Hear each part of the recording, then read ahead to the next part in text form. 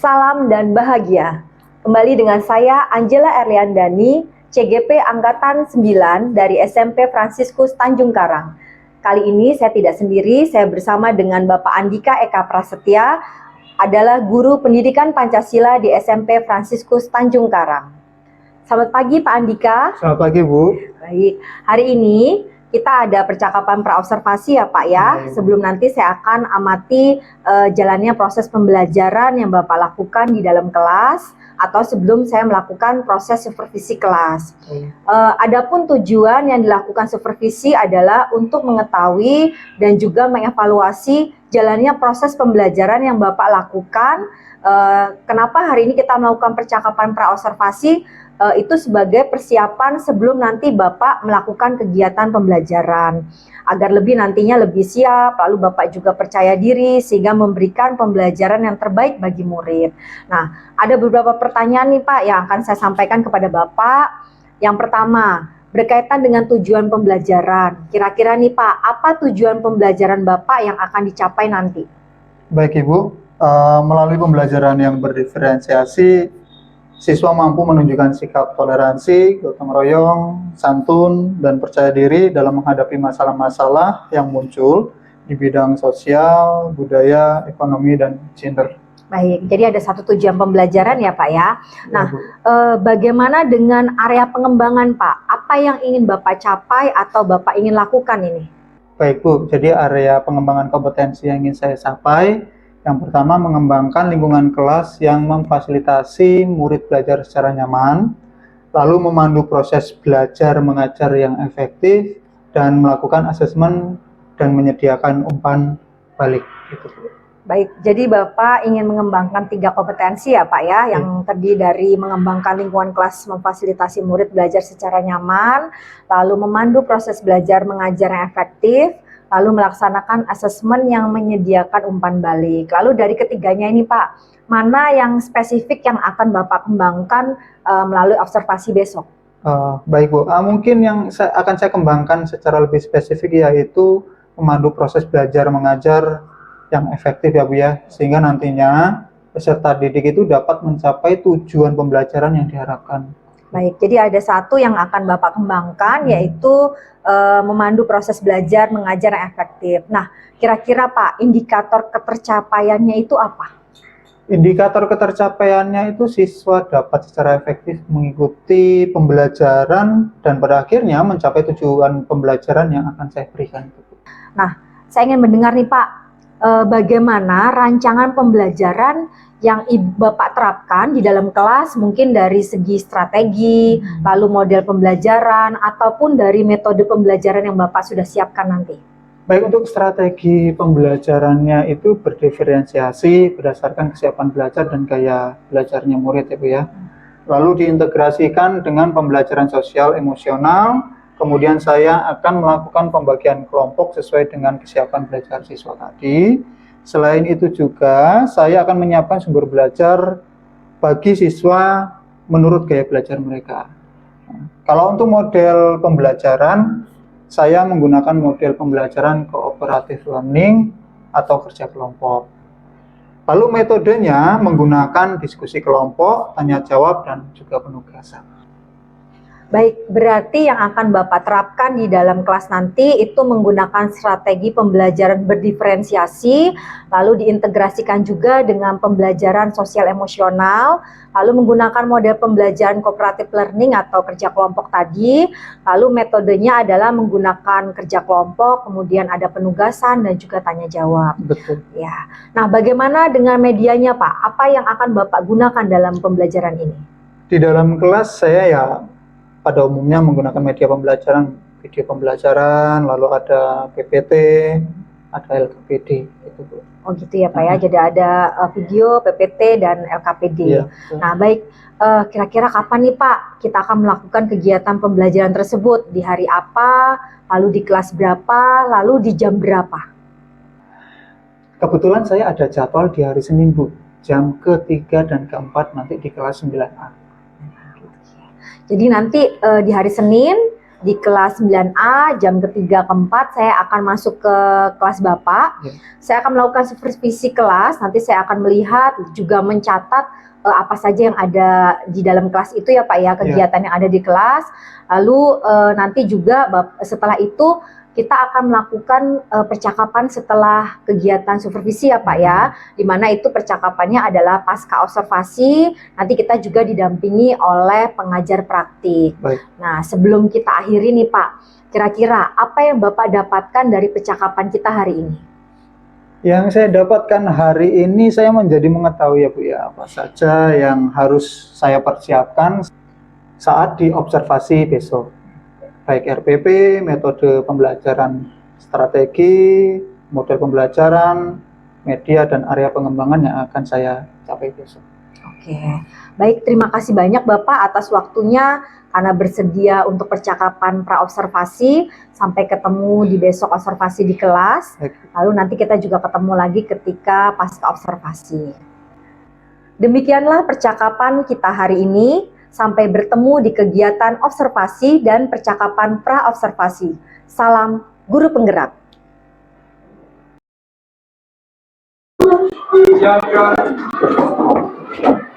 Salam. Selamat pagi, Pak. Selamat pagi, Bu. Franciscus. Berjiwa besar. Lancar. Cekatan aktif, legowo, efektif, gembira.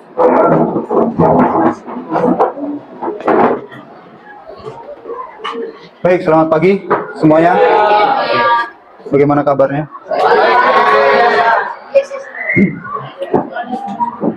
Baik, hari ini semuanya masuk ya. Sepertinya saya lihat di sini masuk semua ya. Satu siapa? Pindra, karena izin ya. Ya, tapi semua sehat ya. Baik, sekarang kita akan ke materi harmoni keberagaman masyarakat Indonesia. Kemarin kita sudah sempat membahas ini ya, tentang harmoni. Mengulas kembali harmoni dalam keberagaman. Harmoni apa kemarin? Apa? Kasih sayang. Ada lagi? Keselarasan, keseimbangan, ya, kesesuaian. Kan harmoni gak harus di musik ya. Ternyata kemarin di keberagaman itu ada namanya harmoni. Nah, sekarang harmoni dalam keberagaman artinya apa? Jadi keselarasan, keseimbangan di dalam perbedaan yang ada di dalam masyarakat. Ya, kita juga kelas ini banyak suku, banyak bahasa, banyak golongan ya. Yang golongan atas, menengah, mungkin ada yang bawah. Nah, kita menciptakan satu kelompok yang harmoni di sini. Kaitannya dalam kehidupan sehari-hari apa? Gimana? Berteman dengan siapa saja, oke, tanpa membeda-bedakan ya. Terus apa lagi? Toleransi. Terus bekerja sama. Banyak ya penerapannya dalam masyarakat. Tujuan pembelajaran kita hari ini, ya, yang pertama menunjukkan sikap toleran tadi yang kalian sampaikan benar ya. Lalu gotong royong, santun, percaya diri dalam menghadapi masalah yang muncul dalam bidang sosial, budaya, ekonomi, dan gender. Mengidentifikasi makna harmoni dalam keberagaman ini tadi. Itu tujuan kita pembelajaran hari ini. Stop. Apa stop? Oh, berhenti gitu. Oke, sekarang kita mau stop dulu, kita mau merilekskan diri. Ya. Kalau minggu kemarin kita mendengarkan suara, ya, mendengarkan suara. Sekarang saya ingin kalian fokus untuk mengolah nafas kalian, jiwa kalian. Sekarang semuanya tutup mata, ya. Jangan tidur tapi. Oke, yuk semuanya tutup mata. Kita sama-sama merilekskan diri kita. Tarik nafas yang panjang, perlahan. Jika sudah sampai mentok, baru hembuskan lagi. Rilekskan pikiran, abaikan suara yang ada di luar. Tarik nafas kembali. Hembuskan. Biarkan oksigen masuk dalam otak kalian, dalam paru-paru kalian. Tarik nafas perlahan yang panjang. Hembuskan lagi. Sekali lagi, tarik nafas yang panjang. Hembuskan lagi. Oke, silakan buka mata. Apa yang dirasakan? Yang tadinya di istirahat, rebutan makanan sama teman-temannya gitu ya. Ada perasaan emosi. Ada yang tadi istirahat, nggak kerja kelompok, ada perasaan emosi. Ya. Nah, iya kan? Tapi setelah kita tarik nafas, setidaknya mengurangi emosi itu. Iya kan? Itu meredakan emosi itu. Kita bisa belajar untuk mengontrol diri. Ya, saya akan membagi dalam kelompok. Silahkan kalian membagi dalam kelompok yang sudah dibentuk. Saya beri waktu 2 menit, silahkan.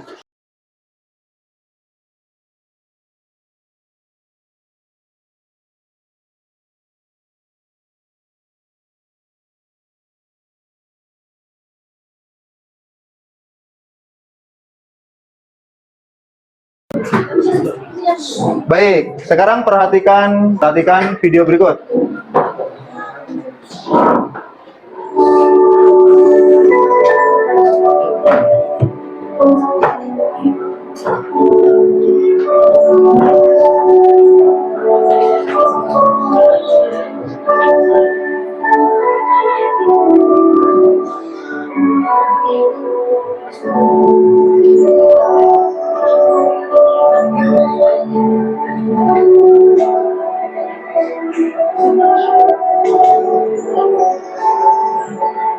Oke, sudah ya, walaupun videonya itu tidak ada suara, hanya musik, tapi tampilan tadi itu punya makna, iya kan?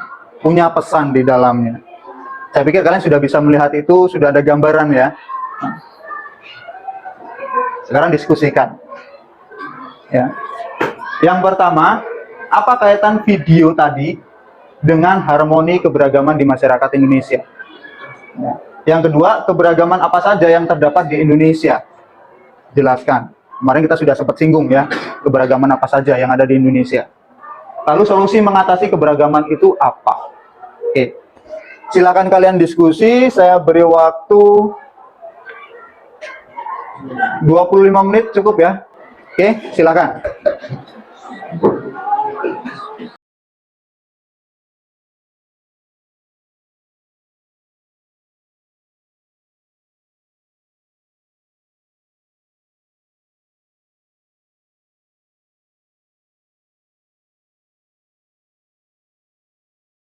Dengarkan.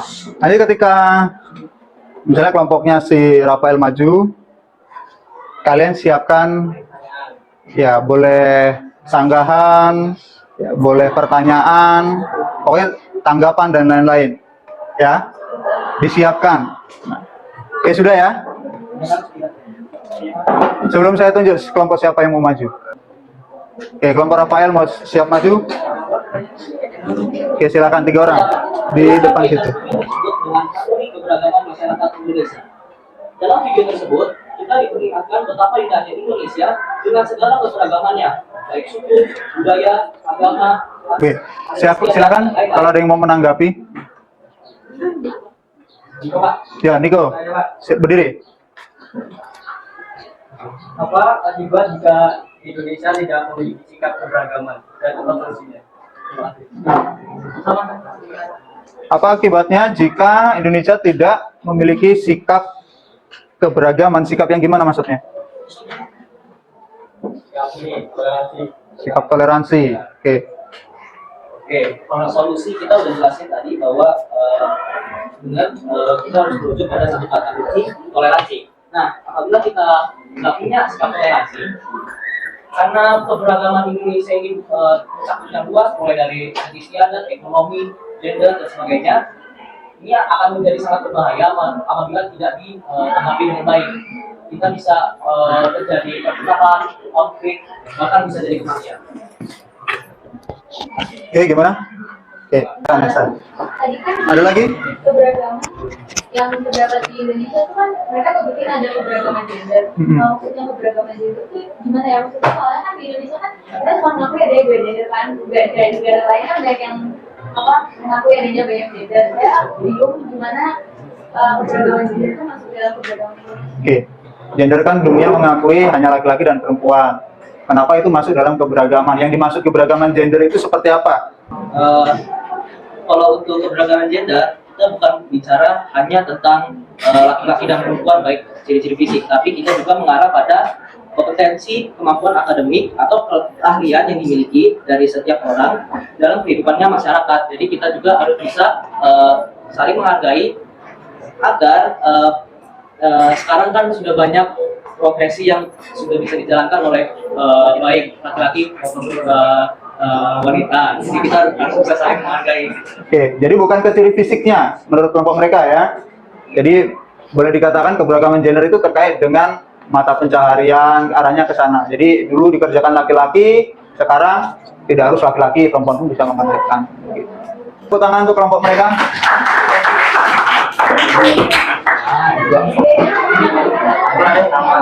Yuk, yang lain perhatikan, siapkan pertanyaan untuk mereka. Selamat pagi teman-teman.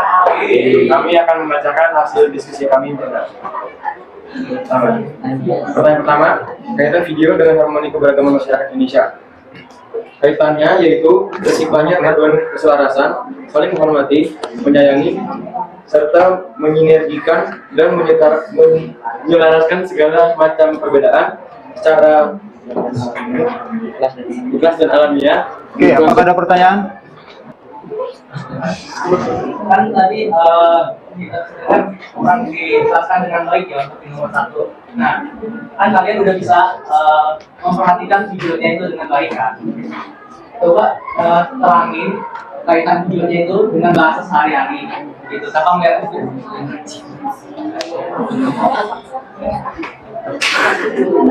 Oke, jadi kaitan video tadi dengan harmoni menurut kalian. Kehidupan sehari-hari.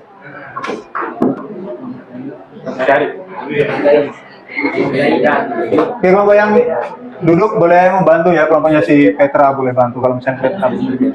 Ini kan tadi di video tersebut banyak sekali perbedaan ya dari maupun suku, agama, budaya segala macam.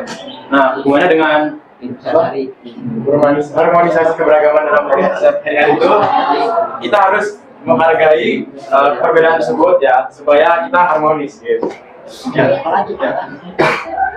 Pak, Ya, silakan berdiri. apa yang menjadi faktor penyebab keberagaman di Indonesia? Yang menyebabkan faktor keberagaman di Indonesia itu apa? Terus apa lagi? Silakan. Yang pertama apa? Ya. Yang pertama apa? Letak geografis. Terus yang kedua? Pengaruh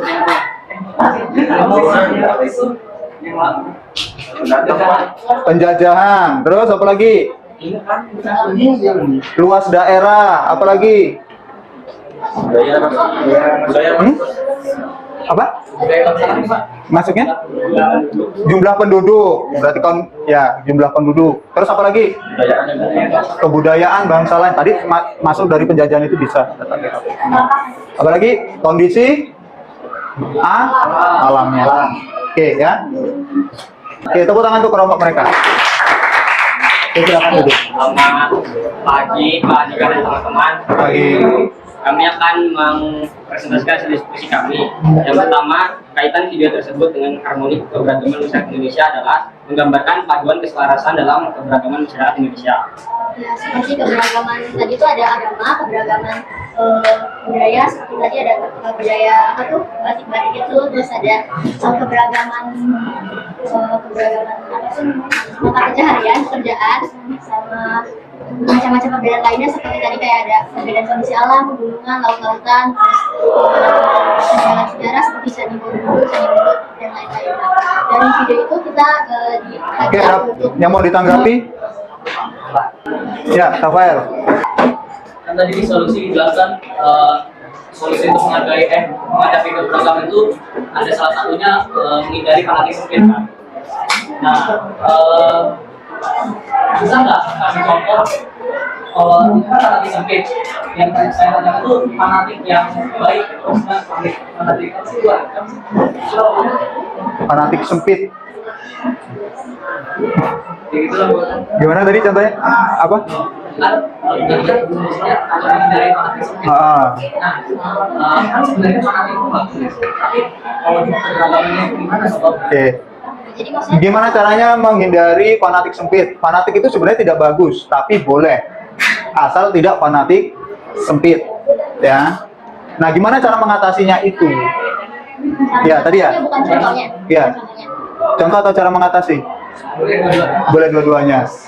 Contoh fanatik sempit itu seperti apa yang dalam proses keberagaman, ya. Jadi di keberagaman itu fanatik sempit seperti apa? Lalu solusinya gimana?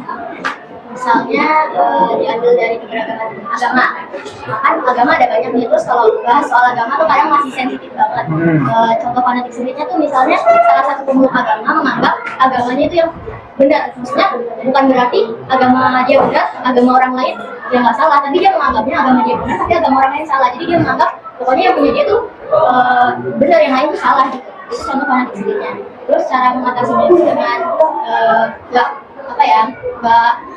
mengurangi sikap itu. Jadi boleh fanatik, tapi fanatiknya tuh menganggap agama sendiri benar, tapi agama orang lain jangan dianggap salah, harus dihargai juga.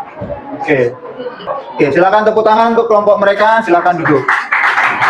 Tadi sudah memaparkan semua tentang jawaban pertanyaan yang di sini. Yang pertama, ya kaitan dengan video tadi. Lalu keberagaman apa saja yang ada di Indonesia, solusinya bagaimana? Oke. Kesimpulannya apa? Simpulannya apa? Secara keseluruhan. Satu, siapa angkat tangan? Kesimpulan dari pembelajaran kita hari ini apa? Ya, satu atau dua kalimat. Berdiri. Dengan adanya keberagaman baik sosial budaya, ekonomi, gender, dan lain-lain, kita harus bisa menerapkan sikap toleransi, sikap saling menghargai, saling menghormati dalam kehidupan kita sehari-hari agar terwujudnya harmoni keberagaman masyarakat. Ya. Ada lagi? Cukup? Oke. Jadi simpulannya adalah negara Indonesia itu kaya dan beragam. Makanya kita selalu tekankan itu tentang toleransi untuk menghargai perbedaan keberagaman. Makanya semboyan kita adalah Bhinneka Tunggal Ika. Nanti simpulan ini ya kalian bisa buat dalam bentuk tulisan atau video atau PPT atau poster atau peta konsep dan lain-lainnya. Simpulan hari ini, peta konsep itu seperti mapping gitu ya, kita buat mapping atau hanya cukup ditulis, dicatat gitu dalam bentuk paragraf, bebas.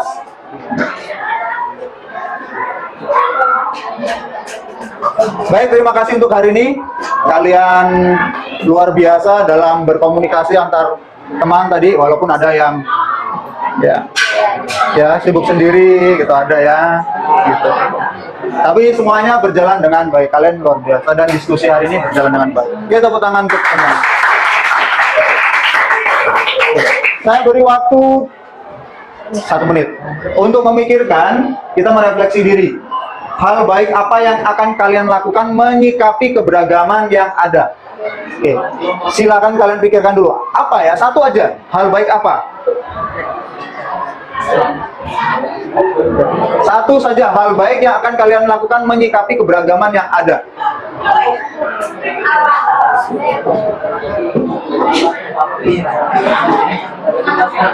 Sudah?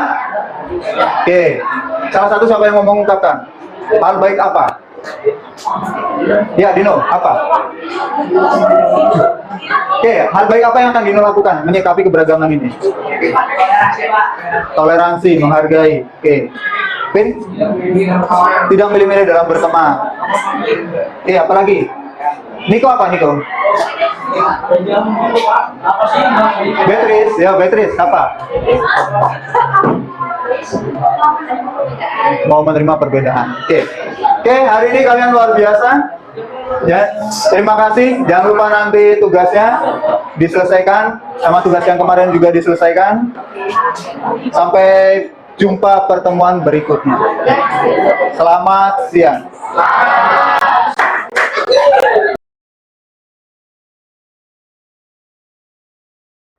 Salam dan bahagia. kembali bertemu dengan saya Angela Erliandani, calon guru penggerak angkatan 9 dari SMP Fransiskus Tanjung Karang. Kali ini saya masih bersama dengan Bapak Andika Eka Prasetya sebagai guru yang sudah saya observasi di kelas ketika kegiatan supervisi kelas. Dan juga saya juga bersama pengajar praktik saya, Ibu Kurniasari. Selamat pagi Ibu. Pagi Pak. Pagi Ibu. Bagaimana kabarnya? Puji Tuhan sehat.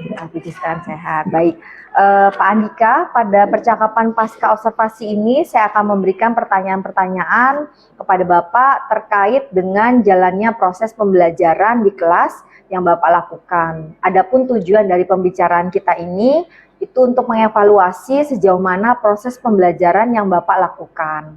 Nah, saya akan memberikan beberapa pertanyaan ya Pak ya.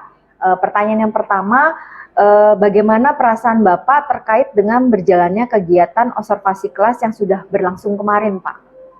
Perasaannya pertama yang jelas senang ya Bu ya, senang ada teman. Cuman ya boleh dikatakan kaget juga. Biasanya kan kepala sekolah yang supervisi, nah ini ada teman yang supervisi seperti ini ya. Ya senang sih teman bisa melihat bagaimana perkembangan saya mengajar dan interaksi dengan anak-anak. Itu sih. Itu. Oke, baik Pak. Jadi Bapak senang ketika saya perdana gitu ya Pak ya masuk ke kelas Bapak gitu. Nah terus kalau di awal pembicaraan kita sebelum observasi itu kan ada percakapan pra. Nah di pra itu Bapak menyampaikan indikator yang ingin Bapak capai itu indikatornya apa. Nah yang saya pengen tahu sekarang untuk mencapai indikator tersebut, apa yang sudah Bapak lakukan dalam pembelajaran kemarin? Baik Ibu, kalau yang indikator kemarin saya merasa sudah berjalan ya Bu ya dengan baik, tetapi ada sedikit yang masih belum berjalan dengan maksimal gitu Bu. Nah kemarin saya sudah menerapkan strategi pembelajaran yang berdiferensiasi sama yang yang KSE itu kalau tidak salah yang model stop itu sih. Gitu. Terus tadi Bapak menyampaikan sudah menggunakan pembelajaran berdiferensi tetapi masih belum maksimal ya. Iya, Ibu. Nah itu Bapak merasanya kurang maksimalnya di apa Pak?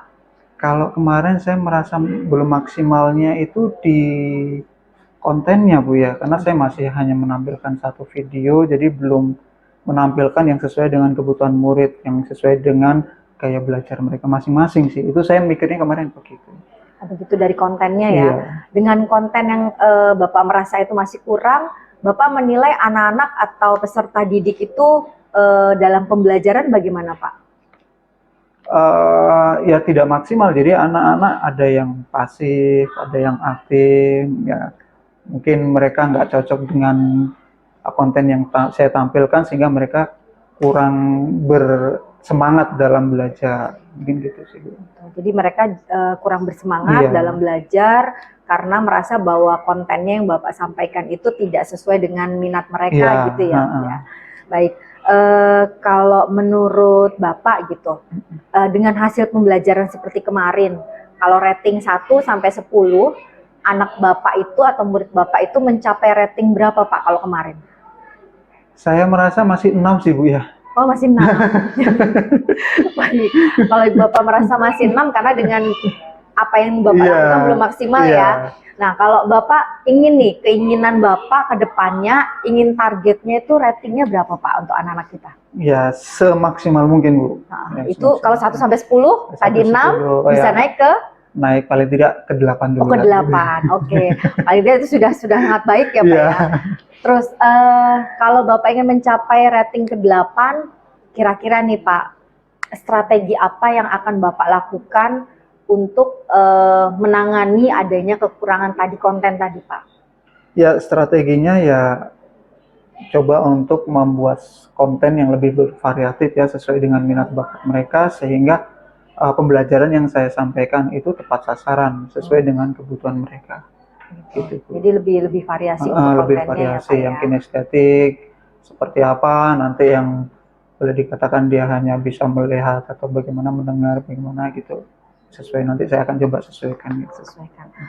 Baik Pak, kalau Bapak tadi menyebutkan tentang gaya belajar mereka, kira-kira apa yang akan Bapak lakukan ke depannya terkait dengan gaya belajar mereka ini, Pak? Baik Ibu, nanti saya akan coba untuk mendeteksi dulu masing-masing anak, mengidentifikasi gaya belajar mereka sehingga saya bisa menyiapkan itu secara optimal sesuai dengan kebutuhan mereka masing-masing gitu. Baik Pak, jadi di sini kalau saya garis bawahi ya Pak ya, ada 2 rencana nih yang Bapak akan lakukan. Yang pertama adalah membuat konten yang sesuai dengan minat mereka, tujuannya supaya tadi anak mau berminat dalam belajar. Lalu yang kedua adalah lebih semangat lagi. Lalu yang kedua adalah mengidentifikasi gaya belajar mereka. Nah, dari 2 rencana itu Pak, kira-kira yang paling mendesak atau yang paling dekat itu yang akan Bapak lakukan yang mana? Yang utama jelas identifikasi dulu. Identifikasi dulu. Jadi untuk memetakan dulu sehingga saya membuat konten itu ya bukan sesuai keinginan saya, tetapi itu memang kebutuhan murid. Kebutuhan mereka ya. Oke, jadi yang pertama Bapak akan mengidentifikasi gaya belajar mereka dulu sehingga nanti bisa berkelanjutan yang lain. Nah, rencana Bapak ini kira-kira mau dimulai kapan, Pak? Sekarang lagi PTS ya Bu ya. Nanti setelah PTS baru saya akan laksanakan itu. Oke. Dalam pelaksanaannya apakah Bapak membutuhkan bantuan siapa gitu untuk membuat atau mengidentifikasi ini? Saya pasti butuh bantuan atau berkolaborasi dengan guru lain, mungkin ada staff juga saya akan bantu misalnya dalam membuat konten, juga nanti kan ada tim multimedia, saya akan coba untuk libatkan itu. Oke, jadi ada beberapa teman kolaborasi dengan teman-teman guru ya. Iya. Lalu Pak, dalam mengevaluasi nih Pak, hasil dari rencana-rencana Bapak, siapa yang akan Bapak libatkan dalam mengevaluasi apakah rencana Bapak itu berhasil atau tidak? Yang jelas, saya nanti minta tolong Ibu lagi ya untuk mengevaluasi saya di dalam kelas. Mungkin saya juga akan melibatkan guru lain supaya ya saya sudah diberi ilmu yang baik, saya juga akan menularkan ilmu yang baik ini juga kepada guru yang lain. Oh gitu. Jadi saya siap Pak untuk selalu membantu dan menemani Bapak dalam proses ini.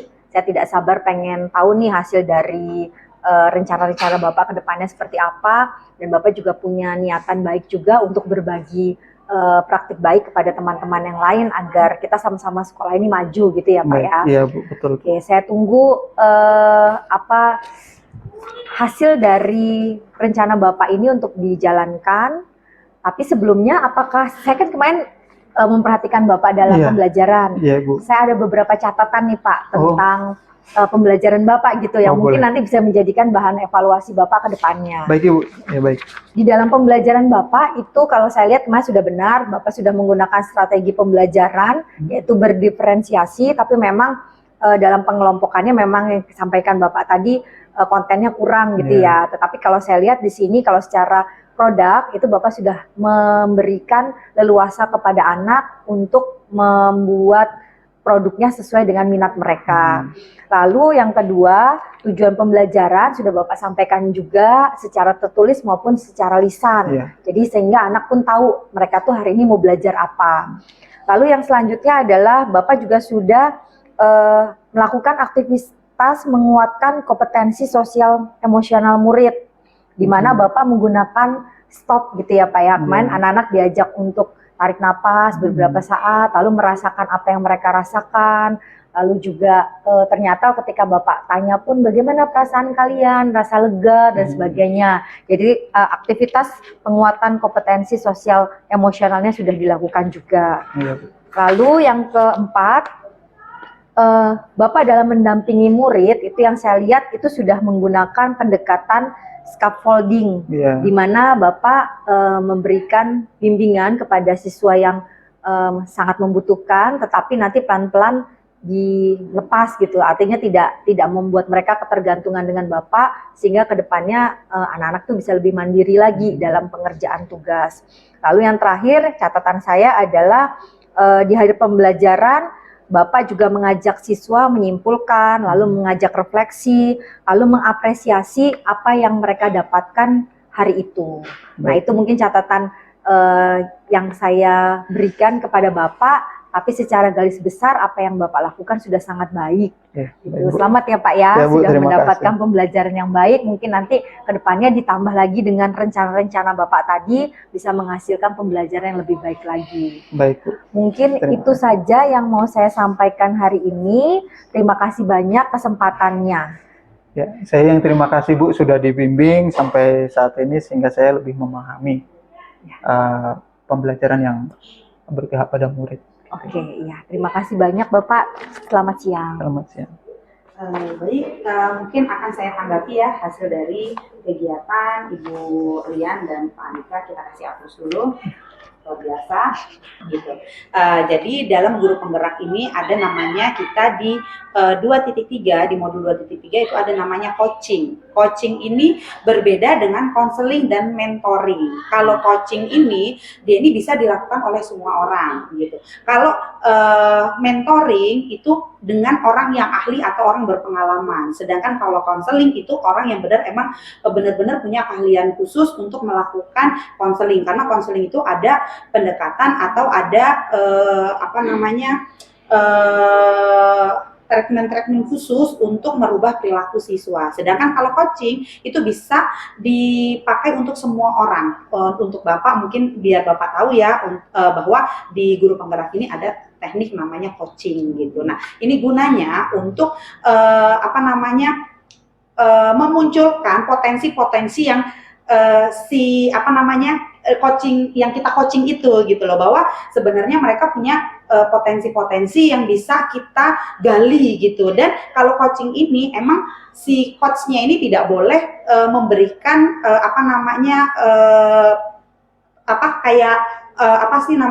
kayak seperti mentoring ya, memberikan hal-hal yang dia ketahui gitu. Jadi emang benar-benar kayak seperti tadi kan Bu Lian banyak bertanya, mungkin Bapak jangan heran di situ ya, karena emang Bu Lian ini ingin menggali potensi-potensi yang Pak Andika ya, Pak Andika miliki seperti itu. Nah, mungkin saya tanggapi hasil dari coaching yang Bu Lian lakukan, yaitu yang pertama tadi di coaching ini kita pakai TIRTA. Jadi TIRTA itu ada tujuan, identifikasi, rencana aksi, dan tanggung jawab. Nah, untuk TIRTA-nya ini Bu Lian sudah amat baik sekali ya.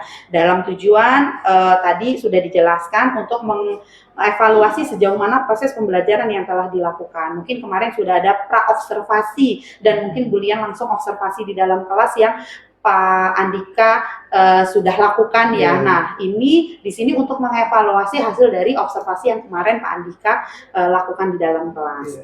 Terus identifikasi, saya lihat di sini dalam identifikasi Bu Lian juga sudah banyak ingin tahu tentang apa yang dirasakan dan yang masih kurang dalam proses pembelajaran. Serta saya juga di sini melihat Bu Lian juga mampu memunculkan kemampuan-kemampuan Pak Andika yang mungkin belum maksimal, sehingga Pak Andika tahu loh bahwa masih ada potensi-potensi Pak Andika yang bisa Pak Andika kembangkan gitu. Terus di sini juga rencana aksinya tadi ada dua ya. Yang pertama konten lebih kreatif lagi sesuai dengan sasaran atau kebutuhan peserta didiknya. Yang kedua akan mendeteksi atau mengidentifikasi masing-masing anak sesuai dengan gaya belajarnya. Nah, di sini diutamakan untuk mengidentifikasinya dulu ya, baru kita membuat konten-konten. Tetapi di sini juga Pak Andika sudah ada kemauan nih, sudah ada mau untuk belajar kepada, saya melihat di sini tanggung jawab atau komitmen mau belajar kepada tim multimedia ya, untuk membuat konten-konten yang lebih kreatif lagi sehingga siswa juga lebih semangat lagi dalam belajarnya. Terus di sini juga dalam tanggung jawab komitmennya ini rencananya akan dimulai setelah PTS, dan untuk mengevaluasinya masih butuh mungkin bantuan Bu Lian dan akan berbagi praktek baik kepada teman-teman yang lain. Dan tadi di akhir juga Bu Lian juga ada refleksi hasil dari observasi yang kemarin telah dilakukan yang hal positif yang sudah Pak Andika lakukan gitu, hasil dari observasi yang sudah dilihat oleh Bu Lian. Mungkin itu sih tanggapan dari saya. Ya, Terima kasih Bu tanggapannya. Atas tanggapan. Ini jadi motivasi ya. Oke, semangat, jangan pernah lelah, jangan pernah puas dengan hasil yang telah diperoleh. Kita sebagai guru emang harus selalu belajar dan ingat kata Kak Hadi. Si siswa itu belajarnya sesuai dengan zamannya. Jadi zamannya IT, kita juga jangan sampai kalah dengan siswa, ikut kemajuan zaman yang ada. Seperti itu. Oke? Ya, terima kasih Bu. Terima kasih, Bu. Ya. Demikianlah rangkaian supervisi akademis yang sudah saya lakukan mulai dari pra-observasi, observasi, dan percakapan pasca observasi. Terima kasih.